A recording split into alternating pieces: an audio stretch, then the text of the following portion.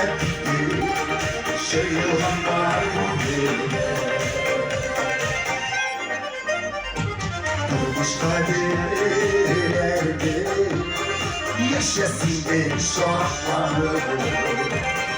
Dumanlık sen unutmayı, unutmayı her sıraşı.